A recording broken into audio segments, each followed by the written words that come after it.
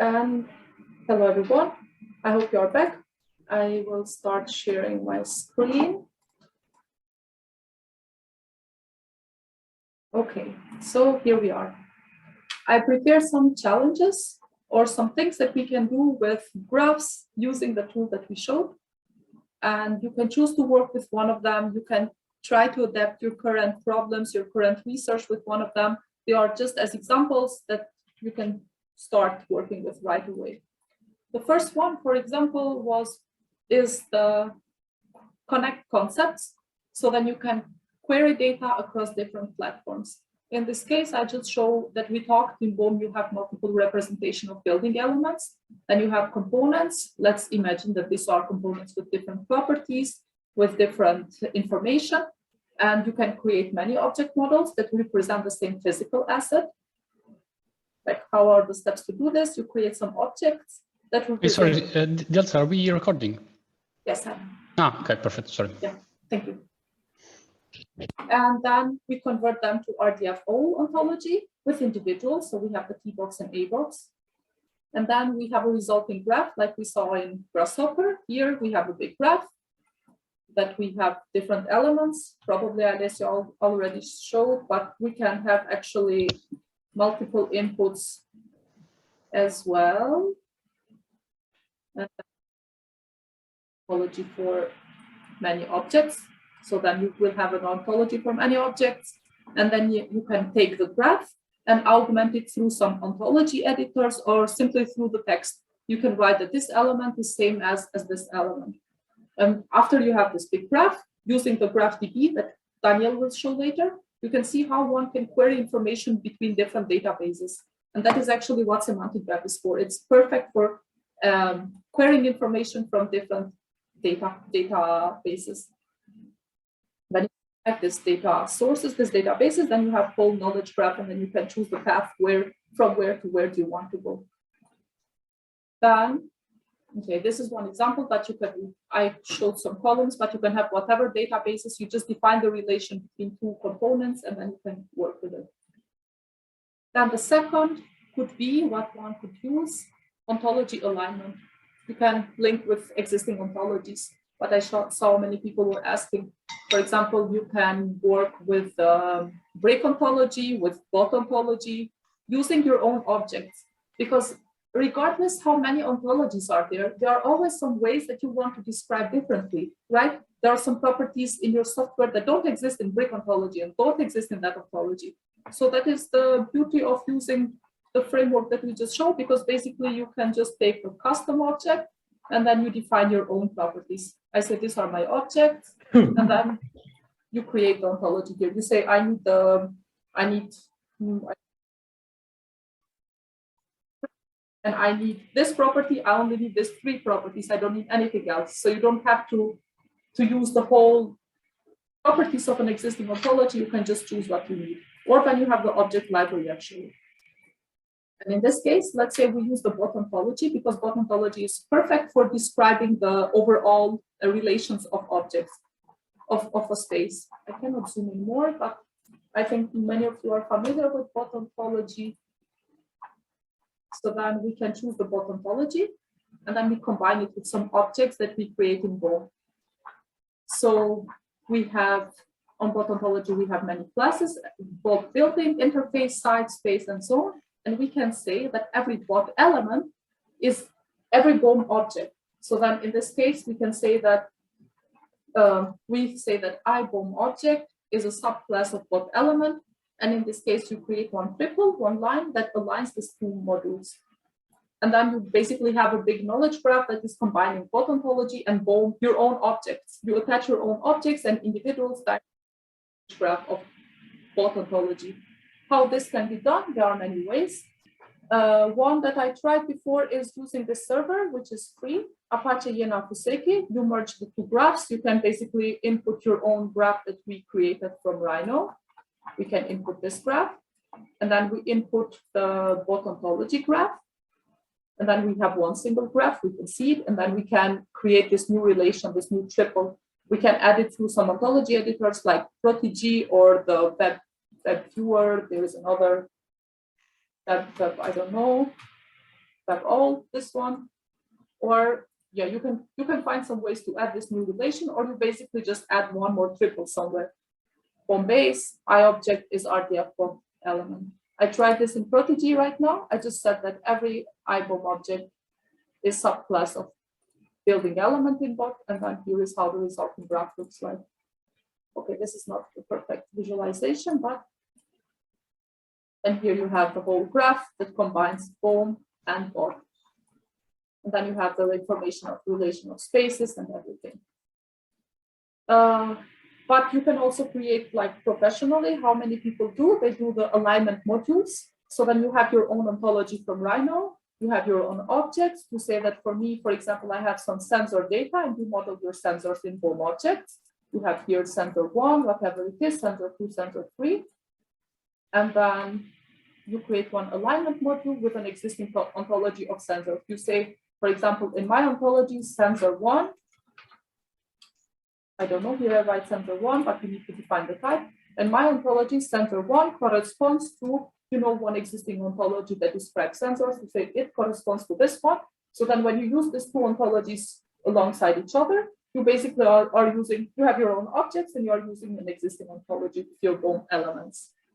And then you don't need a fancy software that can convert your data and can read your Excel, I don't know, maybe properties and things directly to the ontology, but you can basically model your own individuals in Grasshopper, also in Excel, or all the softwares and platforms that BOM supports. But in Grasshopper, it's quite simple to do it. You can also add geometry and you can add whatever properties that you want. So then either way is you create one alignment module, or you just align it with some existing ontologies quite manually, but then you can work with it. Or some ontologies that you guys already use. We can talk it later in groups, how you can work with it. Then I saw some people already want to work in urban scale. And for urban scale, actually, there are a lot of good projects that I saw how they use it. And there is a very good research group, City Knowledge Graph, I guess. I put here some links where you can find this information, what they did. Basically, you can, if you want, you can create your own ontology, a simple one, or whatever your research is. Maybe you are using one existing ontology and the same procedure as with alignment, but you can generate your ontology. You say that I have a city, the city has city objects, and city furniture is a city object, and water body is a city object. And then you can model these elements using BOM objects. And then basically you append it to the graph. So you have a graph that describes the relation between the overall connecting world. Let's say you have a world of elements, and then you create your own objects in BOM. Then you can define what kind of relations are important for you, what you want to link. So then what you need to do is define the classes and their relations. It can even be conceptually on a paper. Then you model the objects with BOM in Grasshopper, Excel, wherever you want. Then you have this resulting graph with object models, but then you need to add the relations to the real ontology, to the real terminology that you just created. And as examples, or as probably here I saw here one way how you can directly have this overall ontology. You can have the zoning, then you have land use type, and here are some relations how they model. This is for urban building energy modeling, but they already have some good ontology, how things are related to each other. So if you want to use something like this, I could support to show how you can model the overall ontology, and then we do together the BOM objects and see how you can connect your ontology. Then this was again another way how you can combine different data, urban data, but this is also real time. So then somehow, actually this is, I would say, the overall process in general is that you need to extract your data and manage it. Like, what is your source of data? How do you get it? How do you bring it to Grasshopper? Is it real time? You can do a lot of things, but then at some point you need to convert it to BOM objects, and then you convert it to RTFO through BOM, and then you can visualize it as a graph query and do whatever you want. Then, what else someone can do with ontologies in general is to validate data. And data validation is mostly done with Shackle. Shackle is a semantic web technology that you can you can restrict your data and define a schema. Like they call it a shape because you want to define the shape of a graph. In this case, it means what are the nodes and the edges of the graph. For example, this is a project from the hackathon that I participated.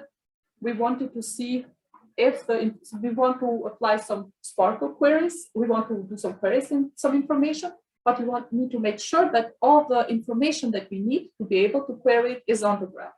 So then we say,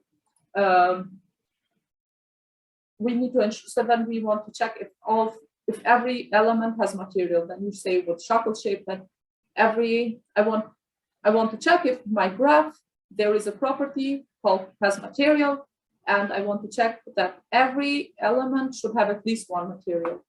Then you can even check the data type. I want to see if the density of this material is at least one density, and this density should be a type double or type integer. So you can see if your graph is complete, if there is any data missing, then you can check, what else can be done? So you check the information with Shackle, then you can provide guidance for designers like a text message based on the Shackle report. And this can be done through BCF viewers as well.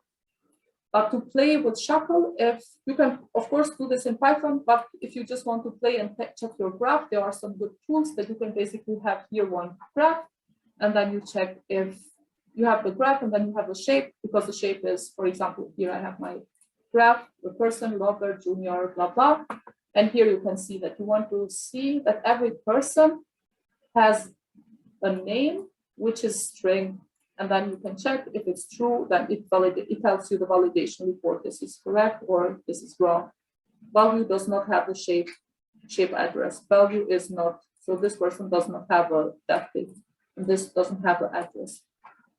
So you can check your graph if it's complete or if the information that you need is there with Shackle. If someone has a data validation task that they need to do in their work right now, we can do this together. Then what else can be done with semantic web and graphs in general? The best part of it is that you can do reasoning and you can add rules and you can infer new knowledge based on that. I again showed one example. What you can do is you can generate a graph of a building or of some building elements, and then you can define some rules. From those rules, new facts can be discovered. Then we can write them with semantic web standards language or using Sparkle, because the Sparkle query language is not just to query information, but also to append information on the graph. And then we can see if we can check then if the result is satisfying the condition. Here I added, it's too hard to be seen. I'll try to open in a new presentation, but let me just find it.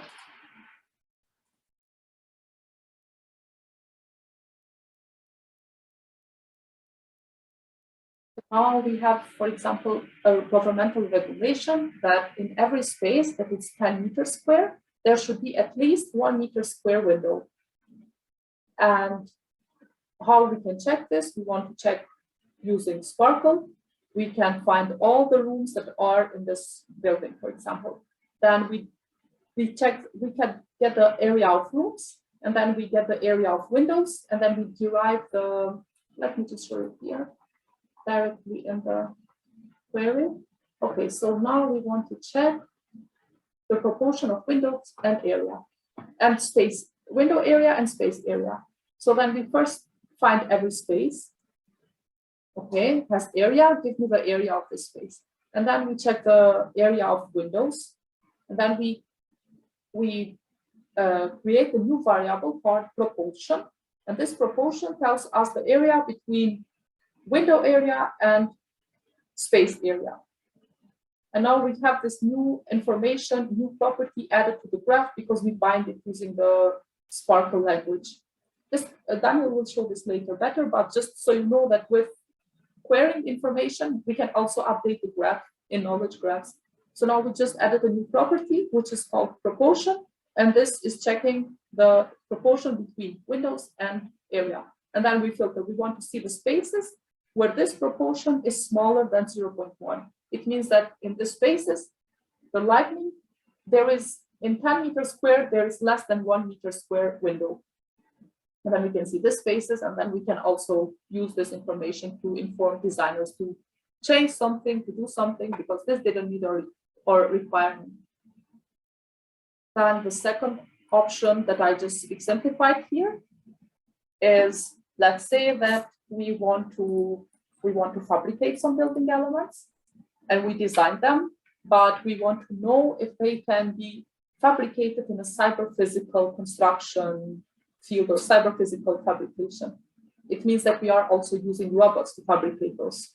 And as example, we take KUKA robots, and KUKA robots they have a weight capacity, which is 360 kilograms, and they cannot, a type of those robots cannot lift more than this. So now we want to check if every element in our graph has the weight less than 360, and the ones that are heavier, we need to change if it's a wall, we can change the length, we can change some properties, so that all panels or everything that we are designing can be actually lifted by the robots. And here we assume that we know the volume. No, here we assume that we know the density of the material and we know the volume of the material, of the element. So if we know the density and if we know the volume, we can derive the weight of this element. So then we have the material density, and then we have the volume of this material. Then we have the volume, material density, we multiply it, and then we get the weight, and then we check if it's less than 360 kilograms. If it's more, we get the resulting graph tells us, hey, these elements are not designed, they don't meet your requirements. So then we can first infer some new knowledge, we add a new property, and then second, we check if this satisfies the condition. Again, that is just an example, but if you have some other rules that you need to apply and check your graph, or if you have already some data that you want to work with, we can directly start from GraphDB and apply some Sparkle queries or shuffle shapes to check how your graph looks like and what you should infer and what you can conclude from it. Then the last one is quite similar. If someone is interested to work also with geometric inferences, there are some things that you can do with knowledge graphs, actually a lot. In this case, I take an example of another project that I saw. I will show you. It's semantic enrichment, and they try to find first all elements, which element is supporting which element. So they basically define slabs and walls, beams and columns, and try to find which one is supporting which one. And they add a new relationship between these elements because that was missing. I think this starts from an IFC file, but the support and supported by relation is missing. So they check from the geometry. I think they create a bounding box around the geometries and see the intersections of materials. And then they add one new relation, which means that it supports this floor, and then this beam is supported by supports IFC column. So then you can see which element is supported which element based on the geometric information. I think this is also related with some rule and some there are somehow, I think this rule, geometrical rule inferencing is quite related with a shape grammar that someone from participants brought up. And it can be quite interesting challenge to see how someone can use rules to find relations between objects. And yeah, I just showed this. Probably we already know by that, but let's see what is an ontology without inferred knowledge and with inferred knowledge. Here we have the knowledge graph, and here we have a knowledge graph with inference. Knowledge graph is you have some concepts, and then this was what we talked until now, terminology, the T box, and this is the, I guess, oh, it is still the taxonomy. Okay, so both of them are T box. Here we just have some elements, but the the difference between these two graphs that you can infer knowledge, like this, is that you can basically, in this case, you know that, for example, high boots are boots, but you infer the knowledge that they are also shoes. Or here you have indigo is blue, and then it's cold color. Then you can know that not only blue is cold, but indigo is also cold. So these new arrows are the inference is the one with this dashed line. And then you can see that there are a lot of information that we can already infer from a graph, which in relational databases could not happen. So then in graph, you kind of understand that if this is subclass of that, then this is also type of shoes or type of something. Yeah, in general, these are some things that I proposed that we could do during the workshop, but I think when we start working in groups, you probably can present what you're working on right now, and then we can go through your own study cases, or you can basically just start right away with one of the challenges that I presented. Is there any questions so far?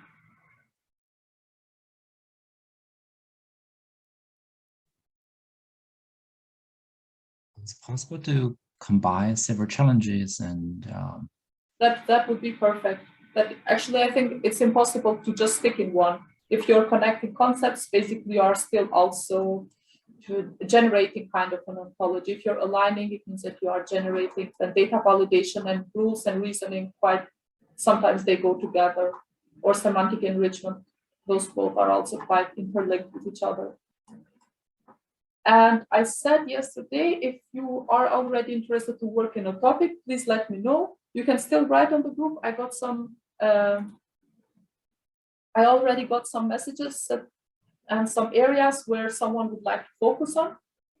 Then if you think that your current research has to do with something specific and you exactly want to do that during the workshop, please let me know or let us know, because I think at some point we need to define the groups. Oopsie, I don't want to show it.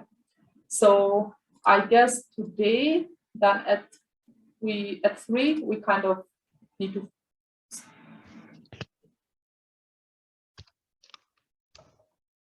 And someone deleted one group, it was here.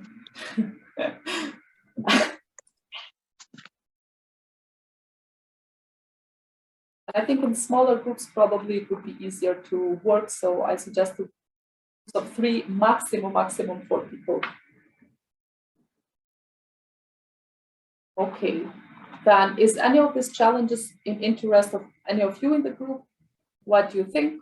Yeah, Navid? Yeah, I quite like challenge number 6. I think it's very interesting.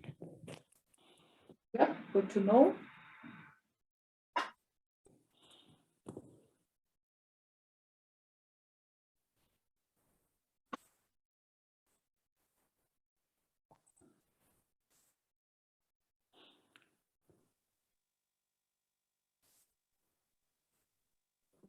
So I'm not exactly sure how it could work with geometries, but probably you have some ideas, or we can generate together. Yeah. I also wanted to just mention that for a project, we just did a rather hacky job of just using a Dynamo script to generate these building topology, ontology relationships between walls and spaces and so on. And then we serialized those in an Excel file, which was then parsed into RDF. But that's because, of course, I was not familiar with the BHOM RDF toolkit. So yeah, but basically maybe Alessio already, if he's here, have some ideas, because right now, since we have everything in Chrome, it means that we basically can have this information in Excel as well, and we can read things from Excel as well. Yeah, that's correct. Yeah. Can you guys hear me? Sorry. Yes, we can. Yeah. Okay. Perfect. I joined from the mobile because my computer was freezing. So. Oh, good. You joined on the right time. Yeah. No, yeah. I listened through the whole discussion. Yeah. No, it's very good work on the challenges. I think I like them. Yeah, they're all very interesting.